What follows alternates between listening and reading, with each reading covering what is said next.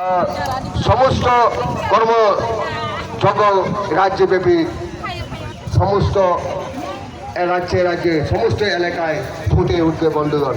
তার জন্য আমরা আমাদের মহারাজার হাতকে আরো শক্তিশালী করতে হবে, মহারাজার হাতকে আরো মজবুত করতে হবে এই রাজ্যে সকল মানুষের জন্য।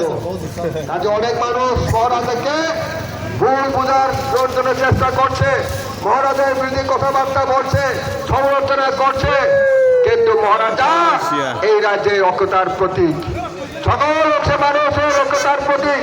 উনি কোন চাপ ধর্মকে ঘৃণা করেনি।